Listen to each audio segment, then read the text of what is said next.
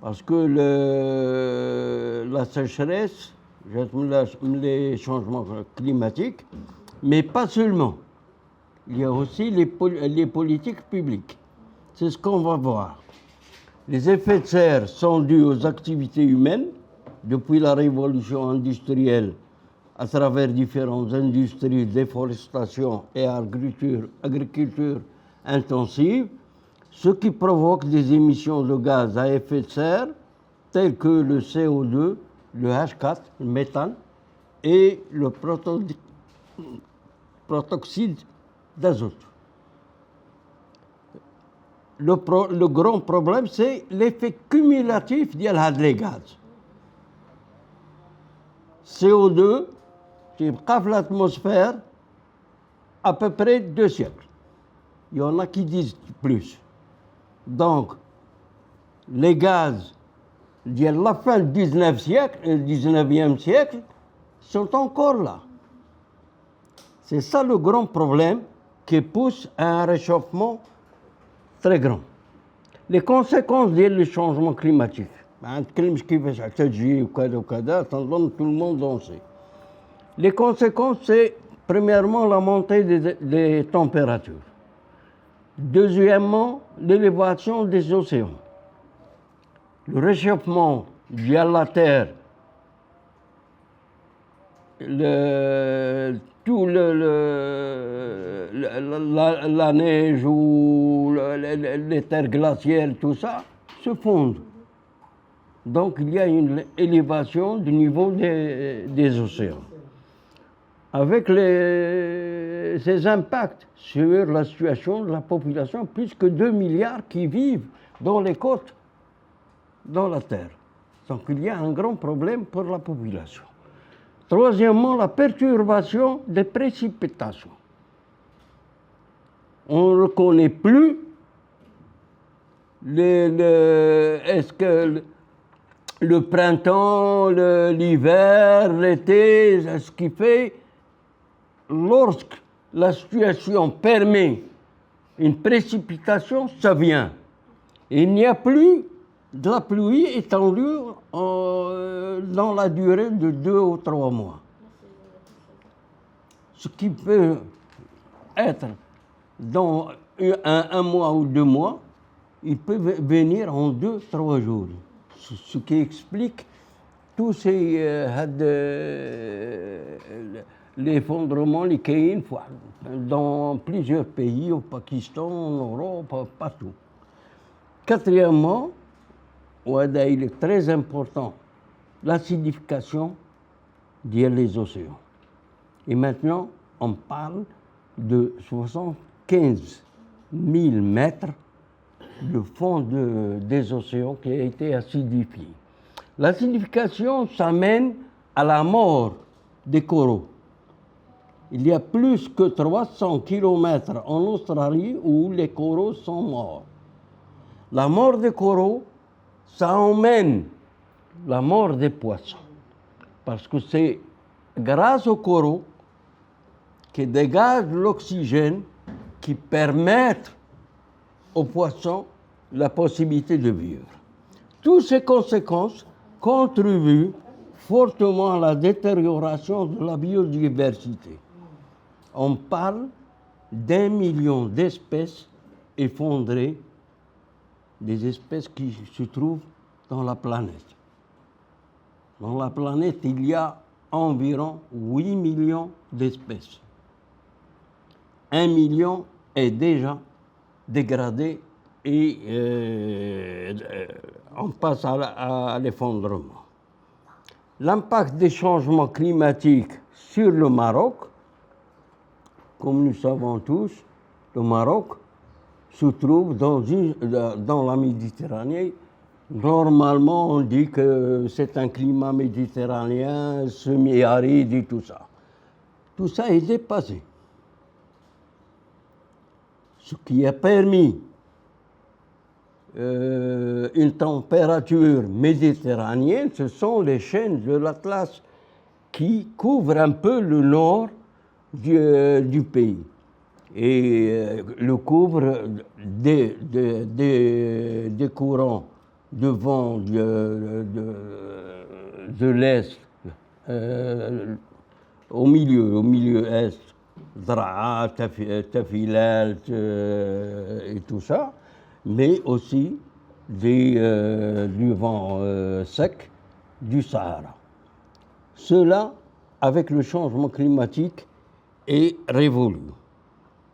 Donc, on peut parler un peu du nexus eau-agriculture. Comme nous savons, l'agriculture est un secteur stratégique pour l'économie nationale, 15% du PIB. Elle permet la possibilité d'emploi dans le monde rural. Elle joue un rôle essentiel dans la sécurité alimentaire et permet aussi la stabilité de la population rurale et aussi la lutte contre la pauvreté. Avec le changement climatique, on ne parle plus maintenant de stress hydrique.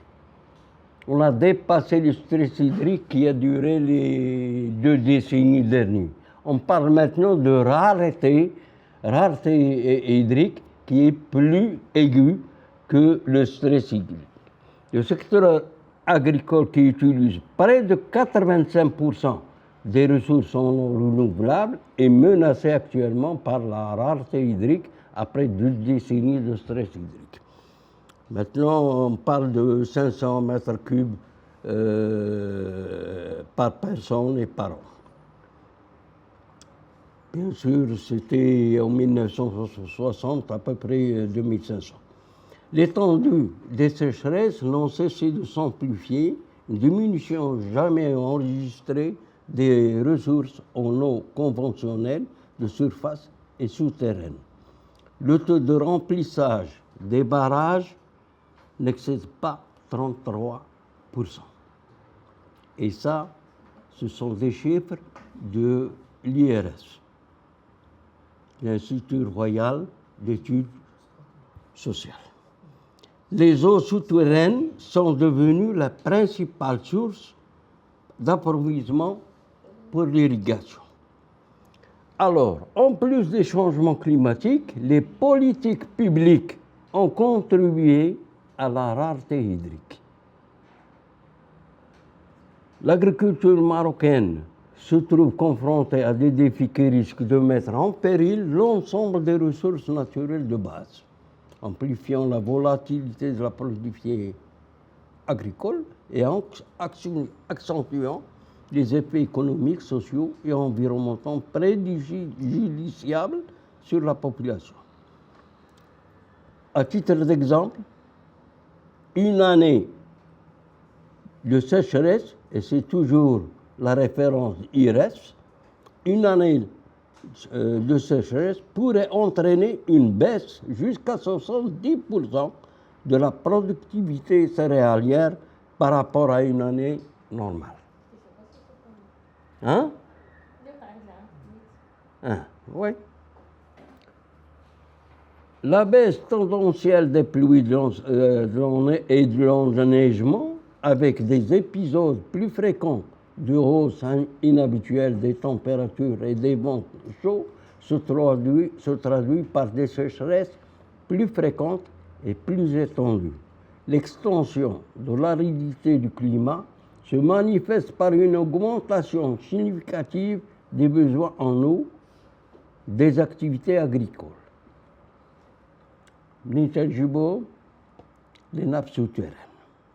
Du fait de l'évapotranspiration et l'évaporation, au moment où les apports de précipitations enregistrent une nette diminution. Dans ces conditions, les cycles de production des cultures, de l'élevage, des parcours et des forêts se trouvent largement perturbés et leur productivité fortement impactée.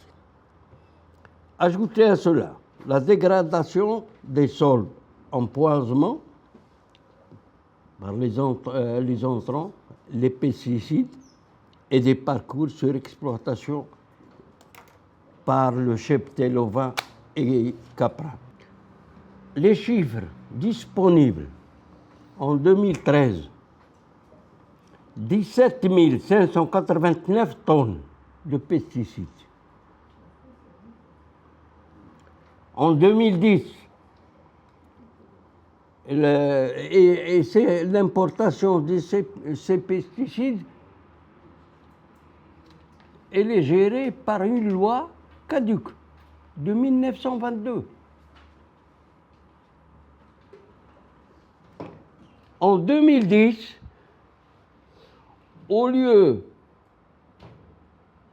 de faire une nouvelle loi, de changer la loi, on s'est suffi de créer un comité technique d'évaluation dépendant du ministère de la Santé. Dans ces pesticides, il y a 60 substances actives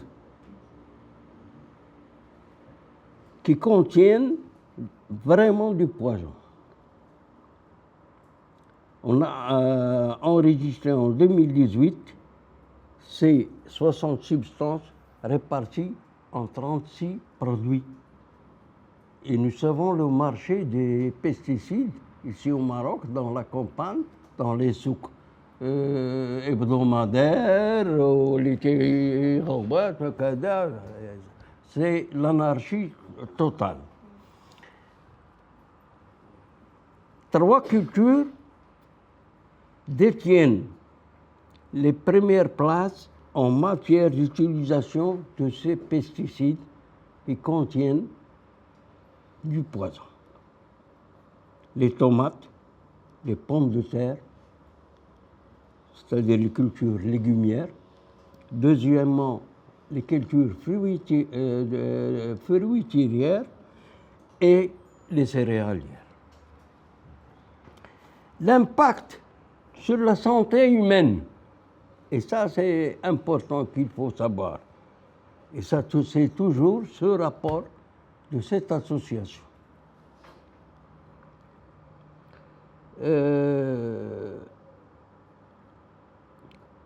La santé humaine a été évaluée par le Centre antipoison du Maroc, CAPEM. Entre 1992 et 2009, les pesticides étaient dominants en termes de mortalité, 15,28 par million d'habitants.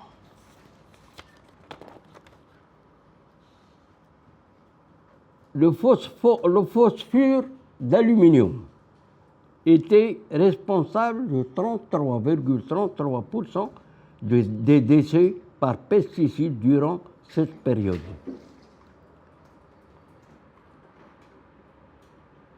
L'ONSA a pu retirer 33 matières jusqu'au 2019. Mais ça continue toujours. Donc ça, cette parenthèse sur les pesticides pour en savoir la situation. Les politiques publiques. Les options et les choix que ces politiques ont privilégiés ont activement contribué à la ramification productive des ressources non conventionnelles du Maroc. Il faut savoir que pour l'économie, la philosophie qu'a opté le Maroc depuis les années 60, premièrement, le libéralisme et l'encouragement du privé par le renfort du public qui fait passer les possibilités de production au privé. Et deuxièmement, le travail extractiviste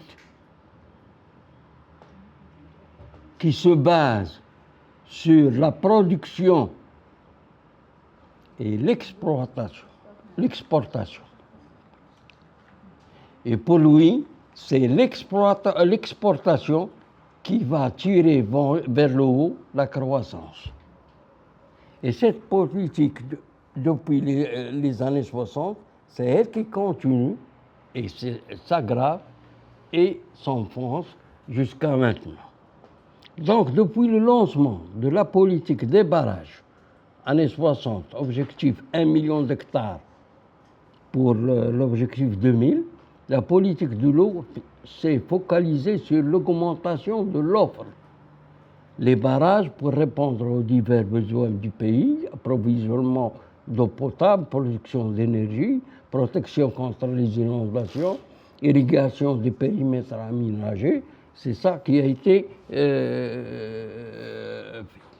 l'insuffisance d'attention accordée à la maîtrise de la demande en eau de l'agriculture en particulier a fait que depuis les périodes de sécheresse du début 80, le pompage des nappes phréatiques n'a cessé de s'étendre. Et avec l'encouragement des politiques publiques à travers les subventions du Fonds de développement agricole, FDA.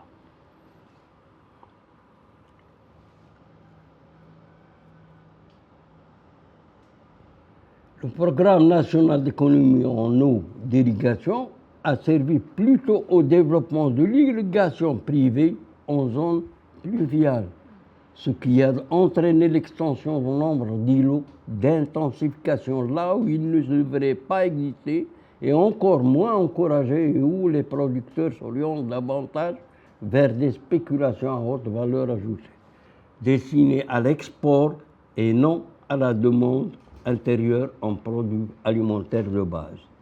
Les déficits de cohérence, d'intégration, de convergence des politiques publiques fragilisent davantage la résilience et la durabilité du secteur public agricole. Ces déficits risquent de mettre en péril l'existence même d'écosystèmes tout entiers tels celui des oasis traditionnels. Les oasis ont un héritage historique d'organisation sociale, d'organisation de l'eau, d'organisation du travail. Tout cet héritage a été mis au péril pour l'avantage des plantations du dattier Mjoul. 600 hectares ont été faits pour l'exportation aux dépens de la population des oasis, surtout dans la région de Tafilet. Et les familles ont vu des dattiers mourir et la sécheresse a tout tué. Les femmes sont à Agadir dans les usines de sardines, les hommes sont à Casa dans le bâtiment et on a tué plusieurs oasis. Non pas cela, il y a d'autres raisons. Une des raisons, Nour qui est un bijou pour nous, c'est sur l'énergie renouvelable et tout ça. Mais Nour a été fait n'est pas photovoltaïque. C'est photothermique. Donc il a besoin beaucoup d'eau pour laver les plaques, pour les turbines et tout ça. D'où on apporte cette eau du barrage qui était fait pour les populations des oasis et de la région. Et ça, c'est un deuxième problème. Le troisième, l'eau est prise aussi du barrage pour exploiter des minerais dans la région. Si on ajoute à cela la plantation des pastèques dans Zagora et les régions Foumsguid et tout ça, alors là, c'est pour cela que les oasis sont devenues des régions de mort. Et si vous voulez, c'est une alarme que nous devons porter, et c'est une mission que nous devons porter aussi de défense de ces habitants, de ces localités et de l'héritage de leur patrimoine. Donc l'enjeu de la souveraineté alimentaire, vu ces politiques-là, je crois qu'il faut tout remettre en question. Les résultats du Maroc vert et ce que pose maintenant Génération Green. Génération Green, parmi ces trois principes, le premier, c'est l'être humain. Mais qu'est-ce qu'on observe? On observe au contraire, ce n'est pas l'être humain qui est pris en cause, mais certains humains qui ont des exploitations de l'agriculture étendue, des grandes fermes et tout ça, des fermes et des productions qui sont vouées à l'exportation et non pas à l'alimentation. Et j'en termine là-dessus parce que je vais passer un peu le temps. Il y a beaucoup de choses à en dire. Merci. Merci.